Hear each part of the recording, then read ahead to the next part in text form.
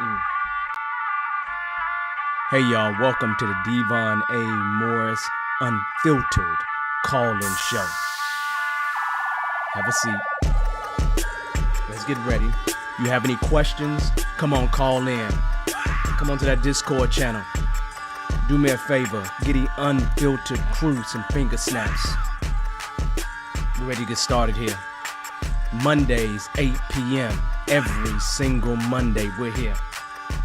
I'm excited about it. Are you? Let's get this show started, y'all.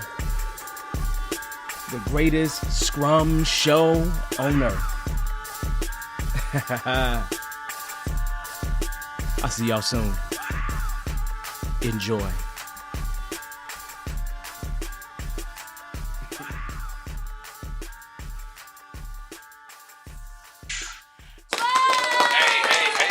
Hey, everybody, how you doing? How's life treating you? If you don't know me, welcome to the Unfiltered Show, where we talk about Scrum, Agile, team effectiveness, entrepreneurship, all kinds of things, whatever you got questions about. I actually have people that have asked questions and sent questions across, and I told them, come on the show. So we'll see if they show up on the show, but I'll answer their questions anyway that they have, so then we at least got a record of it. So that being said, another show here. Hopefully everybody out there is doing just fine. I will always say it like this. We are primarily on YouTube, so please, if you're on LinkedIn, come join us on YouTube because that's where we will be interacting. But we're here primarily to answer your question, see what's going on. Today we're going to talk about a couple AI kind of breakthroughs. I noticed something when I jumped in the chat GPT the other day. It felt like it was a little bit a little more intelligent. Or at least it communicated me with me slightly different, right? And so that perked my eyebrows a little bit, or at least the little eyebrows that I have, and made me be like, okay, let's talk about this, right? And so we're gonna get into that at some point. Um, what's going on with me? Uh, really. Client stuff, teams, working with teams, making sure that that's being handled. Classes this week, working with a bunch of young women from Africa this week. So just kind of getting them all situated in the CSM, CSPO. So that's always a good thing. Always like to, give back in some kind of way. In terms of what else is going on, the big deal for me is dissertation. That's going to be the same story for the foreseeable future, right? And I'm actually, it's kind of ridiculous. I'm having a really amazing time with this dang on dissertation. Like, it shouldn't be this much fun, right? I don't know why it's fun, but it is fun. I like to learn, right? And so this is a part of what I love to do. And since I love to learn, this is right up my alley, like 10 times up my alley. So I absolutely love it. And it's just, I'm learning a lot. It is solidifying a lot of the amazing things that I've always thought.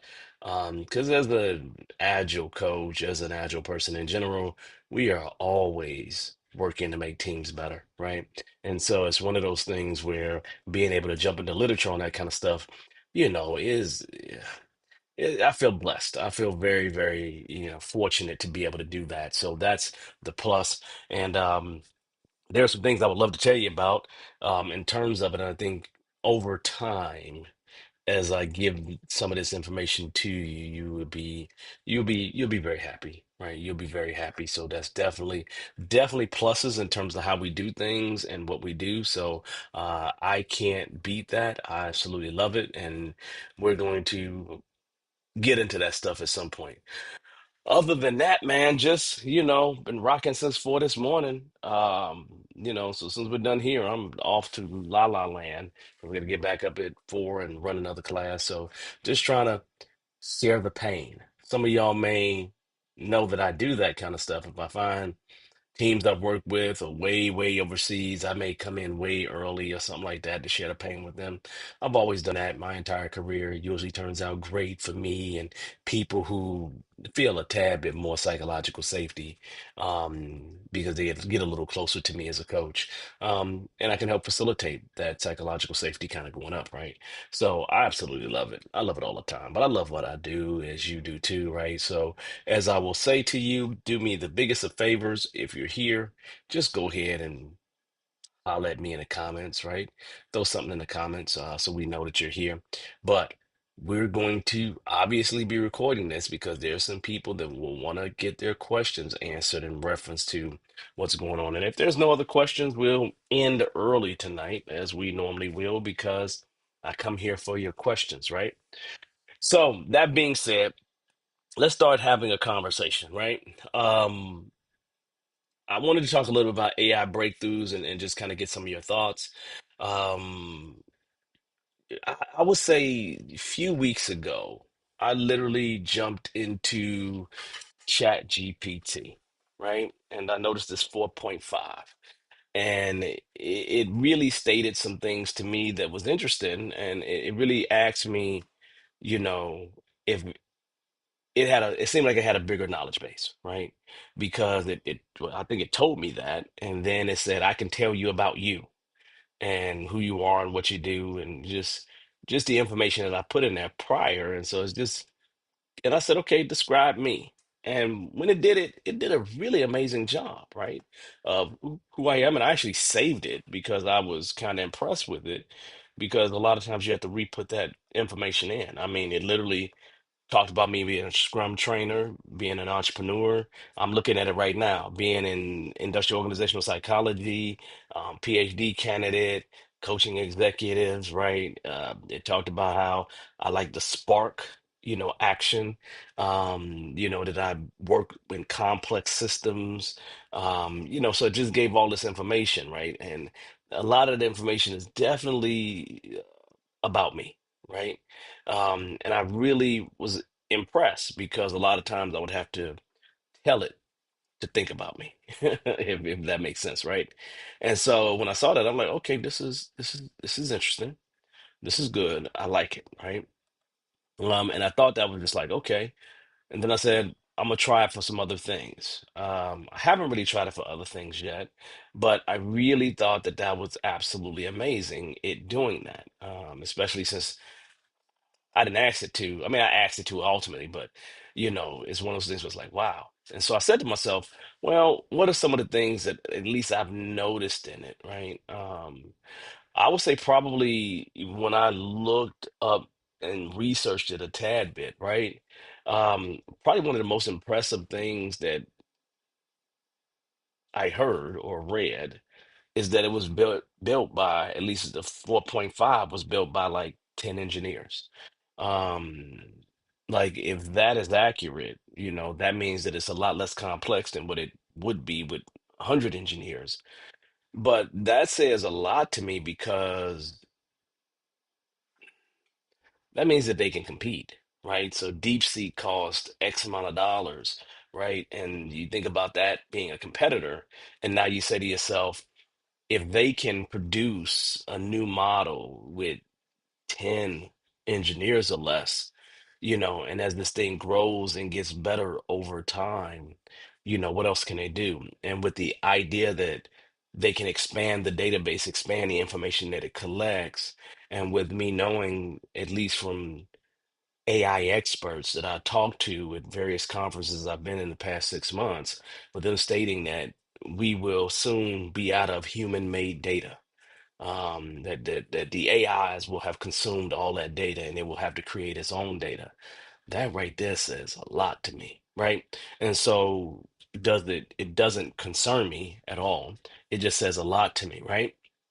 Now, when I think about it from a Scrum perspective, um, I've been able to do many things from a Scrum perspective. I've seen it be able to produce entire transformation plans that are 90% accurate, right? So now the things that I think about is it going deeper? Like, let me think about generating a product backlog and then it being able to predict dependencies for me within that product backlog. Now, that is something that I believe it may be able to do now since its knowledge base is much deeper.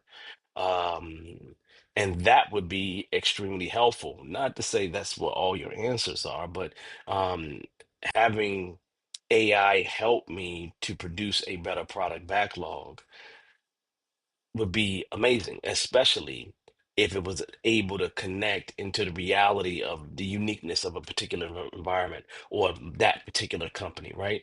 So for me, I'm just like, okay, this is going to a place that could become really scary, right? So it's one of those things where I would say to you, once again, like I said to you many times before, if you are not on this AI bandwagon, and I have people that I know that absolutely just won't touch it, you probably need to get there, right? Sooner or later, right? Um, Ernie 4.5, right? Um, this past, I mean, in the past 3 months, right? Um, its logical reasoning was improved, which means it could do better problem solving, right? Um, Better problem solving for that tool could actually allow us to pair with AI even better in brainstorming those kind of requirements that are bleeding edge, or the ones that you would classically miss, edge cases, risk scenarios, um, really complete user story maps, journey maps, those kind of things, right? Because that means that it's helping with problem solving. Now, that's an interesting place to be, because if it's helping with problem solving, most of us run into a situation today where we have to be a part of it solving a problem that we present to it. But if it's actually helping us to solve problems in some type of creative way that we can interact with it as a human, especially as it gets deeper and deeper into reasoning, that right there is a amazing place to be. Now, I'll tell you all, pr- probably earlier this year, I was doing quite a bit of research into what the literature says about how people feel about AI and it being a part of their workflow, right? And the consensus was that us humans don't trust AI. That's the first statement. Not it making decisions for us. And the more important those decisions are, the less we trust it. We trust humans making those decisions. But what's becoming more obvious is that we are trusting the human AI pair even more at this point. So it's gaining more trust as the pair makes better decisions. So whether you're talking about finding cancer cells sooner, right? Or finding a problem, or finding all potential problems, it helps humans do those jobs better, especially when it's integrated in the workflow. So now, if you think about it, it's one thing when it's just helping, and think about it problem solving with the human as with the human in the workflow itself. So that puts us in a position where we can do more exploratory, just way more exploratory research, way more exploratory items in the workflow, right? So it makes the other items more routine, which gives us the opportunity and freedom to do other things. So that right there is beyond amazing. I remember I was at a conference in October of last year, and I was talking to an executive, an executive at a really big company that's cutting edge, and he already has AI team members on a Scrum team. And the question that he really wanted to get answered amongst the group of professionals is, how do you lead a team? How do you lead a leaderless team? Now, if you really think about who we are as Scrum professionals, right? Agile professionals, right? One of the things that we always try to do is build managing, self-organizing, cross-functional teams that have everything that they need to be able to make and do whatever they need to do without any help from anybody. We try to build those kind of things. Now imagine we're in a place where those things can be built, paired up with AI, and there is no leader for that team whatsoever. Like, I'm not even saying a scrum master. Does that make sense? Like, nobody who's at administrative or overhead whatsoever. He has those AI agents on his team, right? And so thinking about that next place of actually leaderless teams was very, very interesting. So if you're here, go ahead and say hi. I see Miss White there. Hey, hey, hey, Miss Gambrel, how you doing? How's it going? Right? That blew my mind because that tells me a different kind of story, right? It encourages me to encourage you all to think to yourself, how can you pair up with AI, where it's the human plus AI, and we're utilizing it to make ourselves way more efficient, not just efficient in terms of getting the same thing done over and over again, but going beyond that, where we're able to think ahead and problem solve ahead and swarm on things so we can get them done. So we're making steps to get closer and closer to that, um, with some of the new things that have come out. So that right there, for some of us, is going to be really scary. For me, that's exciting, right? That's exciting, right? So I really, really like the idea of these tools being able to problem solve with us, like problem solve with us, right? Nobody's saying that AI is perfect at this point in doing any of these things, but I love it. I don't know how you get around it, right? And so it's like, okay, this is great. And it's kind of one of those things when I look at 4.5 of ChatGPT, it does better research, like from what I know and understand.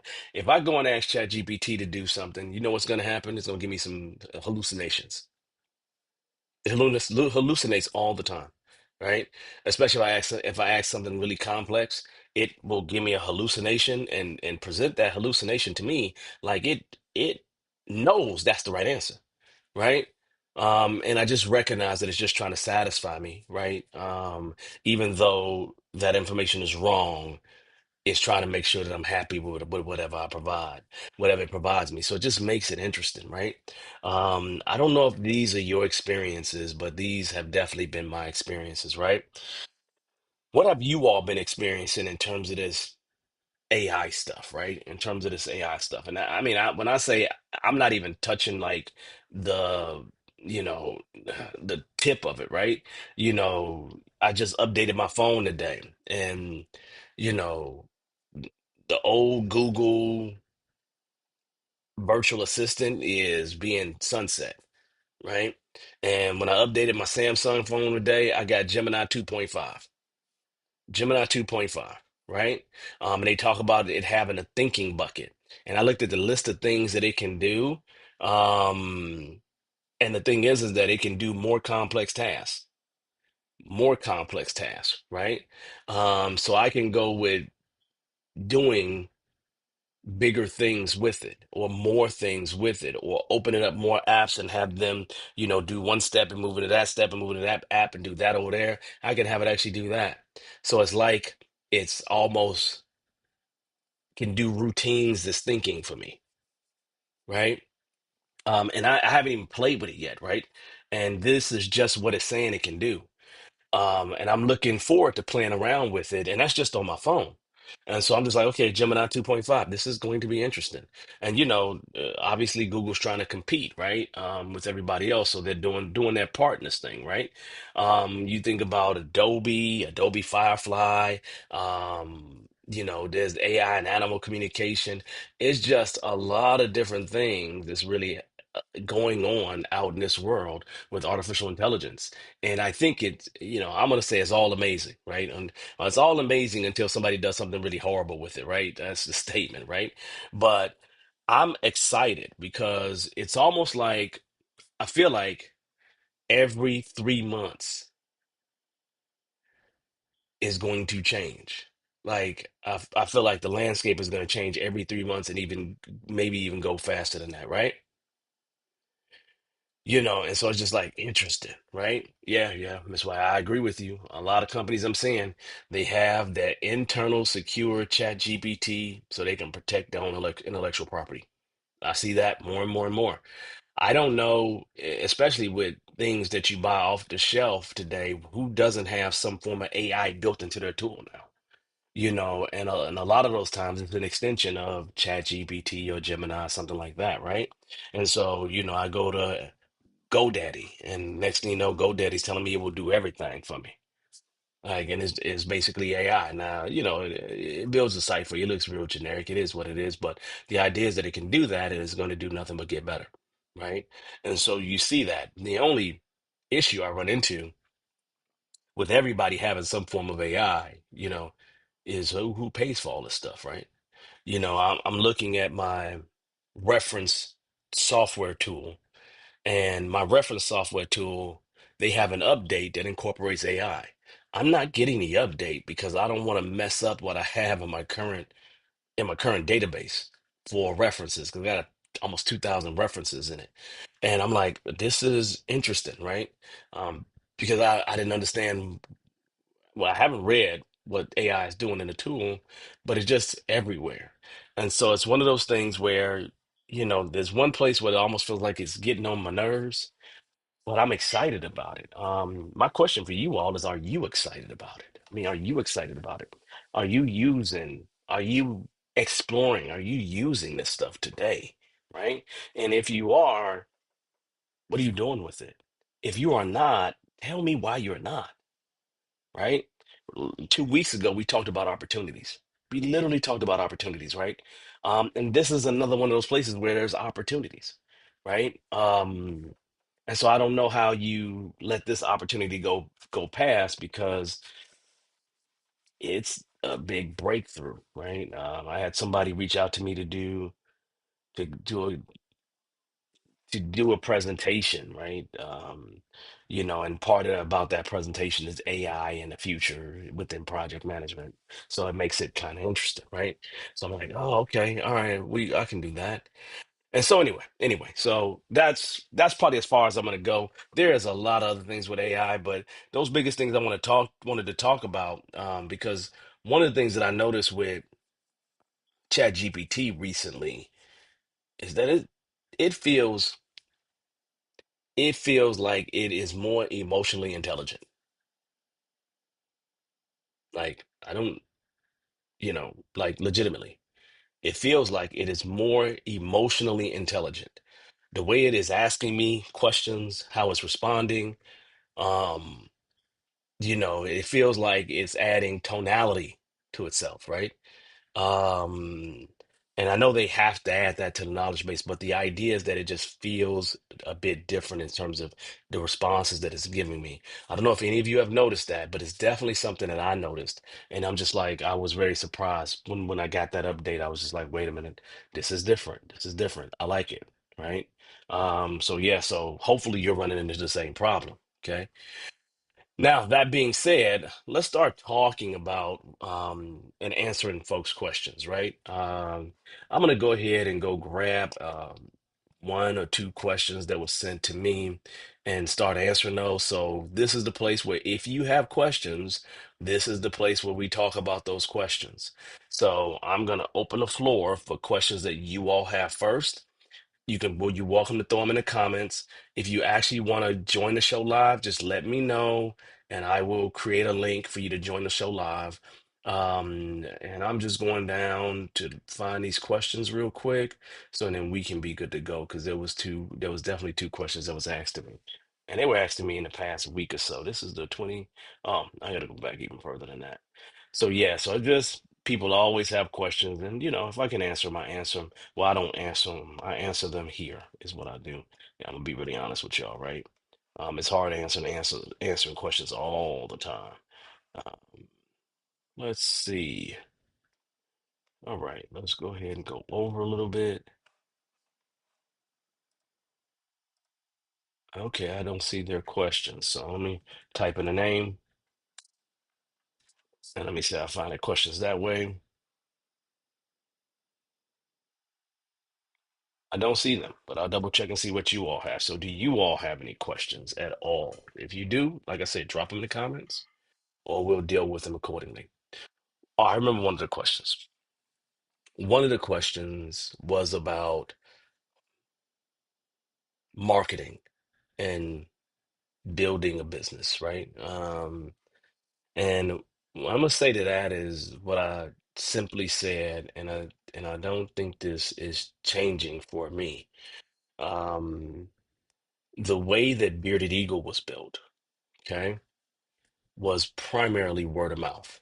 And at the time when Bearded Eagle was formed, it was formed based on my reputation in terms of things that I already done. So I had what I would say company proof of execution, of success. And I used that proof to go do what I'm going to say freebies, go give people knowledge and those things. I remember my very first contract that we had. Um, there was a executive who came to me, well, was recommended to come to me, and they invited me over for dinner. And I gave him an hour of my time, and I just got on the board and I let him fire questions at me, and I got on the board and just started mapping things out for him and making sure he understand what he need to do and just making sure he had a success plan. And I just gave him as much as I can give him, right?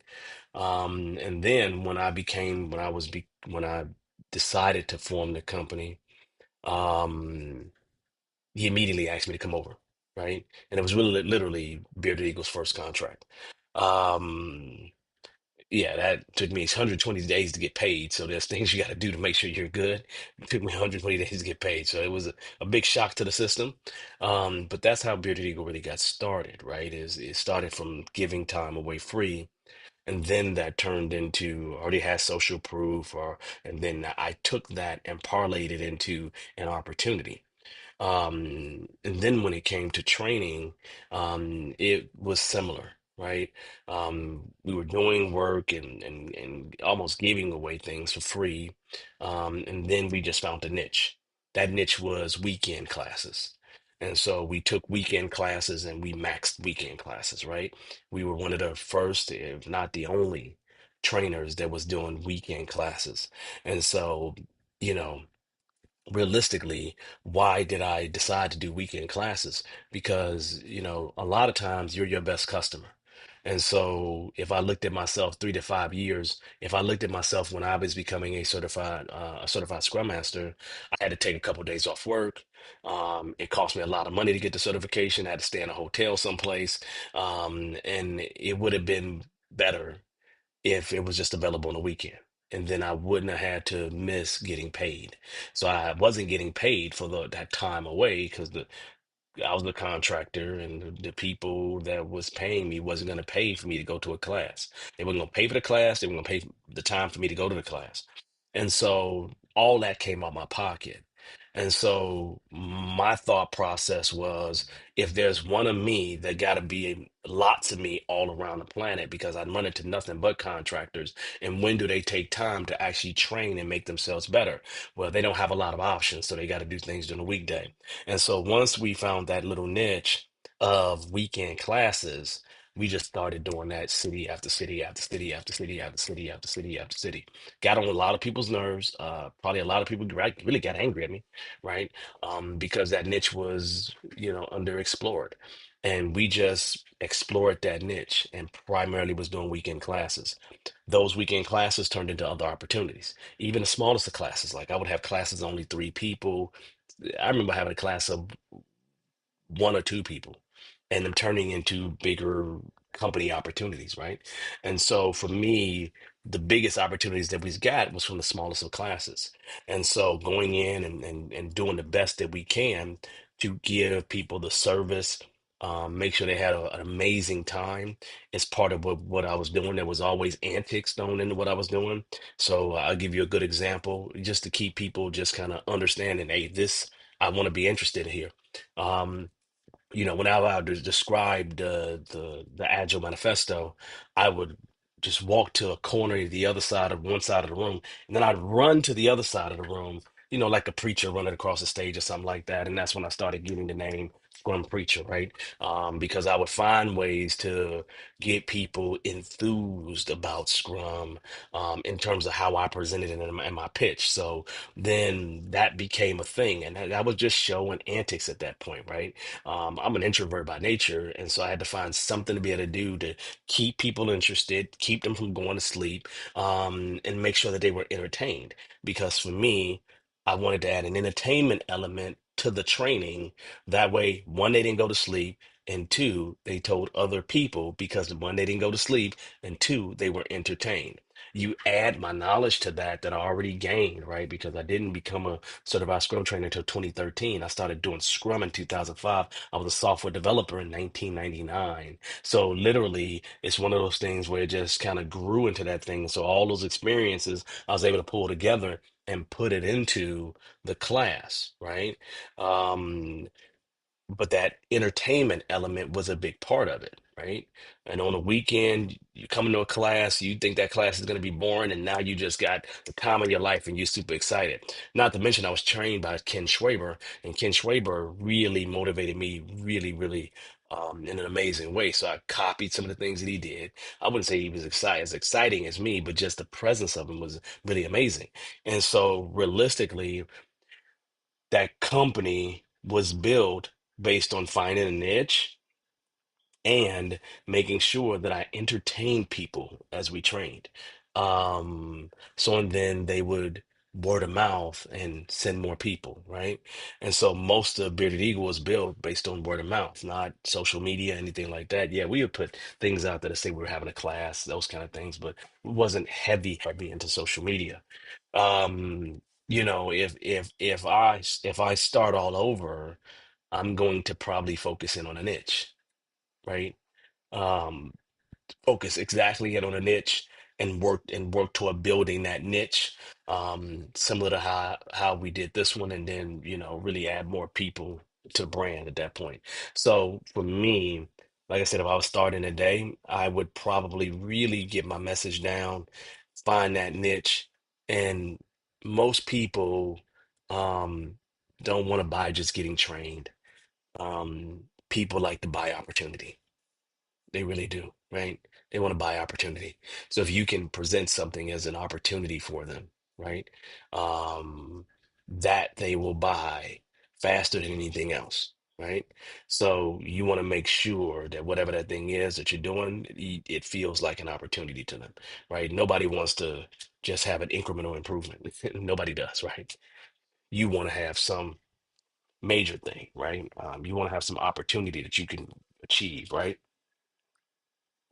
If I pay money for a big program, it's classically the opportunity that I'm paying for more than anything else. It's the opportunity. It isn't, a lot of the messages are exactly the same. I'm paying for the opportunity. And I would assume that you all do the same thing, right? You pay for the opportunity, right? So it just becomes a different thing. So I love it. So for me, the next thing will be to build something else, right? And that's how I would go about doing it. So really, really important. Let's see. So that probably doesn't surprise anybody.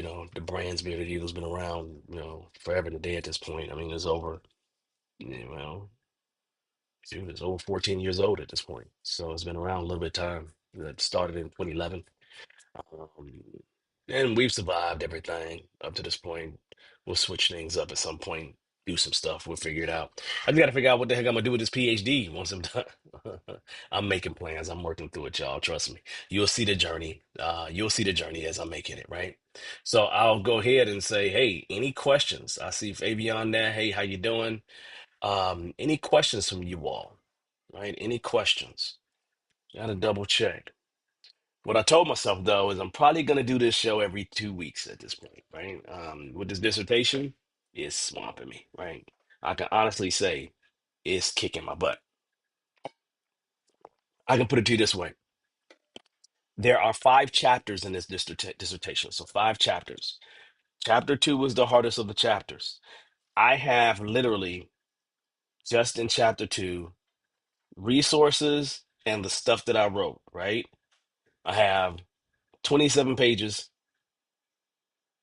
of stuff that I wrote and 27 pages of references. It is 183 references, 180 references in that total of 60 plus pages. I guess 68 pages, to be honest with you. So I got to have 30 something, in terms of that regular stuff. So when I say to you, it is reference heavy. It's really crazy, right? So it's one of those things where that stuff takes a lot of time. But I'm telling you, there's some things I'm gonna tell you all about that's gonna be amazing. So I'm gonna keep diving into it and figure it out, and we're gonna be good to go. So I'm like, this is good. This is superb. This is absolutely amazing, like it should be, because we always amazing people, right? So on that note, I don't see any questions, y'all. Let's see.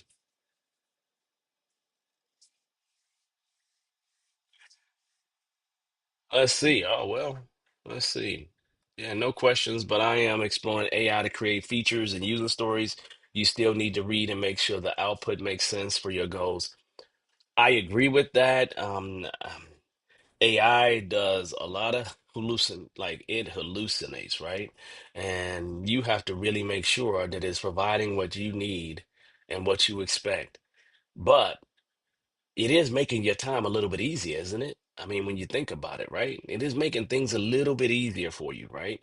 And so for me, I have done some user stories with ChatGPT, with the AI, and I wasn't very impressed with it, but that was probably a year or so ago that I tried that.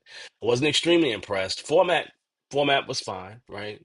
But it's the wording, it's the information that's in it that is the thing that is important.